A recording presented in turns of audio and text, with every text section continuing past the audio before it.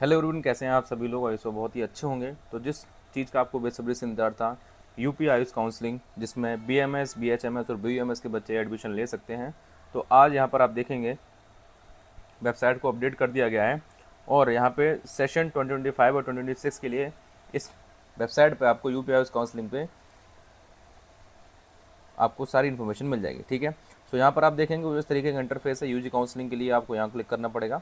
उसके बाद ये कुछ स्टेप है कि रजिस्ट्रेशन होगा, अपलोड डॉक्यूमेंट करना पड़ेगा, रजिस्ट्रेशन फीस पे करनी पड़ेगी, सिक्योरिटी मनी पे करनी पड़ेगी, चॉइस फिलिंग और रिजल्ट। ठीक है, ये रहने वाला है।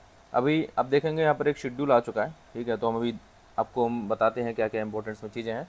तो बोल रखा है कि 2025-26 के लिए BMS, BHMS और BUMS के लिए, ठीक है, यहाँ पर ऑनलाइन काउंसलिंग 2025 के निर्धारण के लिए यहाँ पर एप्लीकेशन दे रखा है। ठीक है, सो अभी आप स्क्रीन पे देख पा रहे हैं ये शेड्यूल हमारा रिलीज़ हुआ है। ठीक है, जहाँ पर आप डेट भी देखेंगे। और देखिए इंपॉर्टेंट चीज़ में क्या है, मैं आपको हाईलाइट करके बता देता हूँ। ठीक है, सिंपल सी आपको है, आपको जो वेबसाइट है, ठीक है, जो मैंने आपको भी दिखाया वही आपकी वेबसाइट रहेगी, upis.upsdc.gov.in। ठीक है, अब यहाँ पर सबसे पहले हम देखेंगे एलिजिबिलिटी। ठीक है, एलिजिबिलिटी में कौन कौन से लोग हैं जो यहाँ पर एलिजिबल हैं। ठीक है, तो ऐसे बच्चे जो 2025 में क्वालिफाइड हुए हैं वो यहाँ पर एलिजिबल होंगे। ठीक है, बहुत सारे बच्चे ऐसे हैं जो अनक्वालिफाइड हैं, यहाँ पर रजिस्ट्रेशन करते हैं तो उनका रजिस्ट्रेशन नहीं लिया जाएगा।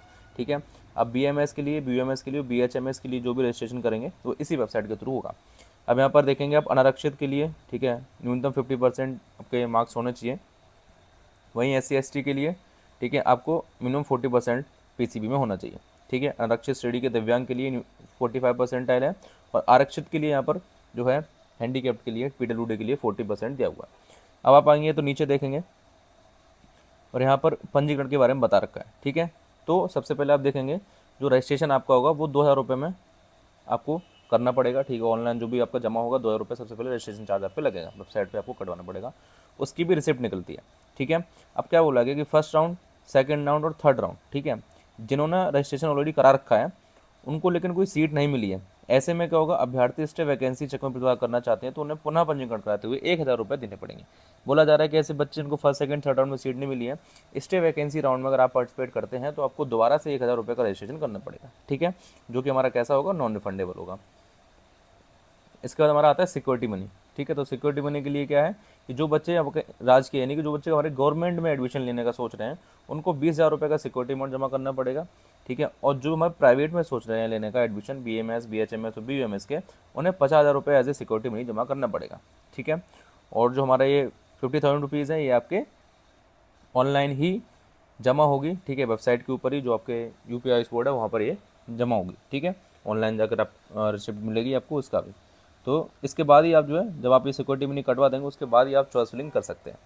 ठीक है, अगर आपने, अब इसमें भी बहुत सारी चीज़ें आती हैं कि ये हमारी ऐसा तो नहीं है जब्त हो जाएगी, तो वो यहाँ पर साफ साफ मेंशन दे रखा है कि यदि कोई भी सीट अगर आपको नहीं मिलती है, ठीक है, और आप अगर आगे के पार्ट जो भी है, आगे के राउंड उनमें पार्टिसिपेट करना चाहते हैं तो आपको पुनः जमा राशि, मतलब कि जो भी आपका धन है, ठीक है, धरोहर राशि आपको दोबारा जमा करने की जरूरत नहीं पड़ेगी। ठीक है, सिंपल ये बोला जा रहा है, अगर फर्स्ट राउंड में आपको सीट नहीं मिलती है तो जो आपने पहले राउंड में 50 रुपये जमा किए हैं वो आपके दूसरे राउंड में नहीं लगेंगे, उसको ही आगे फॉरवर्ड कर दिया जाता है। ठीक है, अब क्या बोला जा रहा है कि ऐसे स्टूडेंट, ठीक है, जिनको फर्स्ट या सेकंड राउंड में सीट मिल गई है, ठीक है,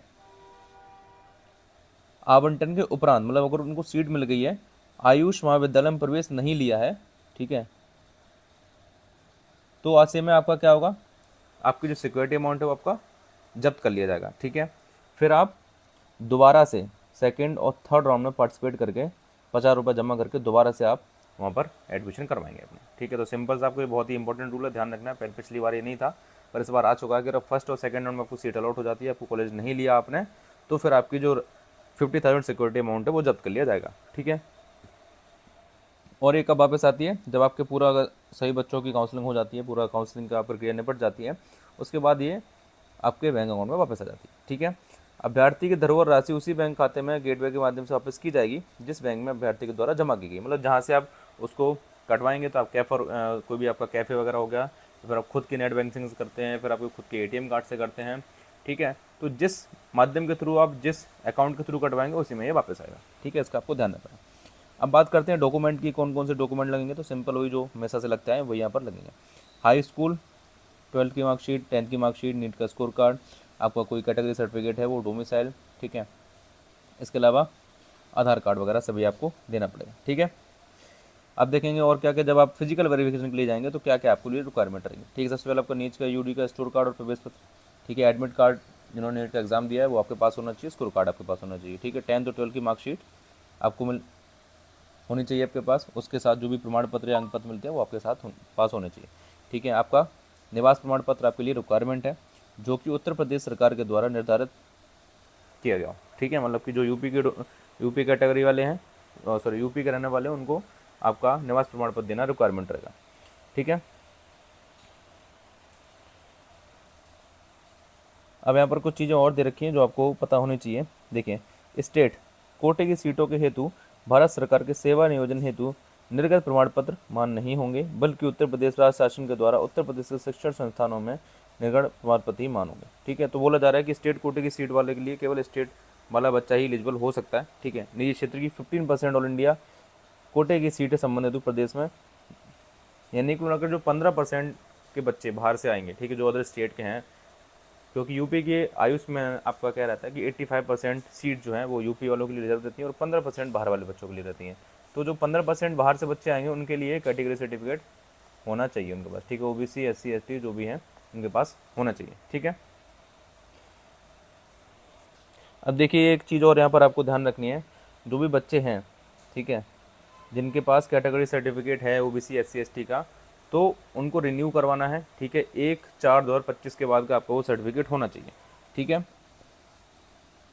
और क्या बोला गया है, एक पासपोर्ट साइज फ़ोटो आपकी होनी चाहिए, ठीक है, उसका आपका नेगेटिव बनाओ, साथ में आपको ले जाना है, ठीक है, जो आपने नीट का जो फॉर्म फिलअप किया था उस टाइम आपने अपलोड करी थी, ठीक है।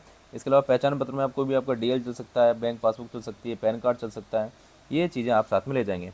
और जो आप ऑनलाइन प्रिंट आउट कराएंगे वो सब चीज़ें, और जो धरोहर राशि की रिसिप्ट है वो आपको मिलेगी, ले जानी पड़ेगी। तो अगर आप काउंसलिंग कराना चाहते हैं हमारे थ्रू, ये सभी चीज़ें आपको करके मिलती हैं, ठीक है। आपको एक प्रॉपर गाइडेंस मिलता है, हम आपके साथ लखनऊ चलते हैं और आपको पूरा एडमिशन करवाते हैं, कैसे कैसे चीज़ें होती हैं। तो आप हमसे कॉन्टैक्ट कर सकते हैं 8532059749 पर, ठीक है। क्योंकि हम भी ऑलरेडी बीएमएस डॉक्टर हैं, तो आपके लिए जो बेस्ट होगा वो हम करते हैं, ठीक है। ज़्यादा लोगों के चक्कर में फालतू में ना, जो बीएमएस कर भी नहीं रखे हैं, ठीक है, आप उनके चक्कर में फंस जाते हो, फिर आपका करियर और पैसा बर्बाद हो जाता है, ठीक है। तो सही सलाह लें।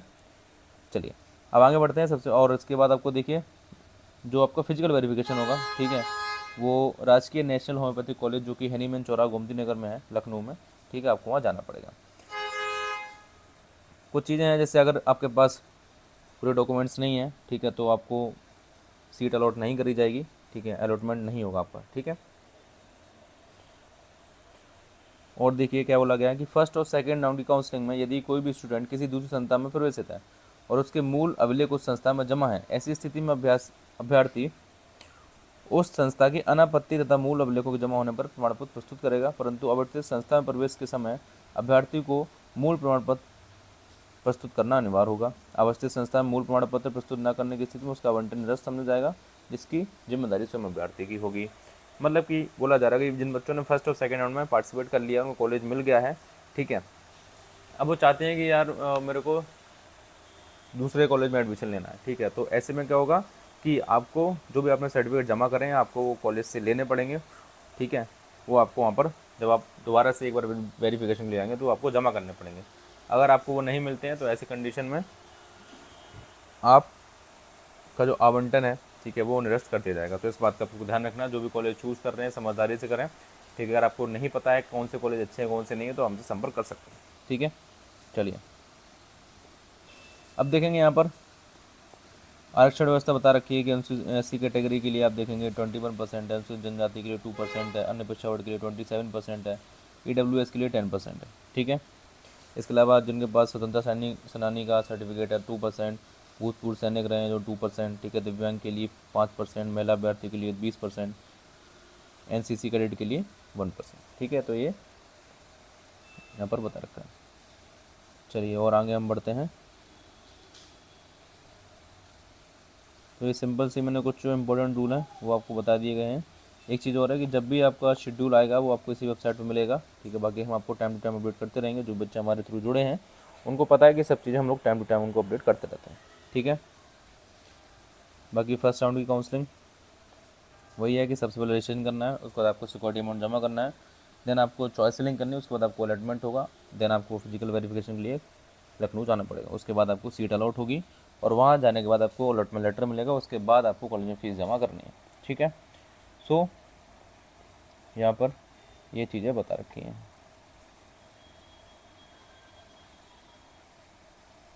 आप देखेंगे प्रथम और द्वितीय राउंड के उपरांत तृतीय राउंड की काउंसलिंग चॉइस फिलिंग 48 घंटे पूर्व दिनांक 14/9/25 ठीक है से प्रारंभ होनी है।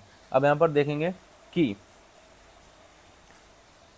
थर्ड राउंड की काउंसलिंग 14 तारीख को ये दिखा रहा है। इट मीन्स कि आपकी एक हफ्ते पहले यानी कि 7 तारीख से काउंसलिंग स्टार्ट होनी है, इस बात का ध्यान रखना है आपको।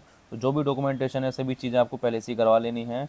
7 तारीख से आपकी काउंसलिंग स्टार्ट होने जा रही है। ठीक है, आयुष काउंसलिंग की 7 तारीख 7 सितंबर आपको याद रखना है। ठीक है,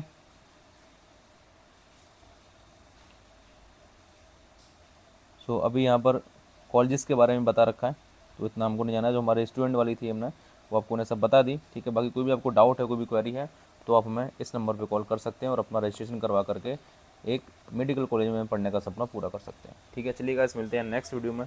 तब तक के लिए bye bye, take care. Admission के लिए आप नीचे दिए गए नंबर पर कॉल हमें कर सकते हैं।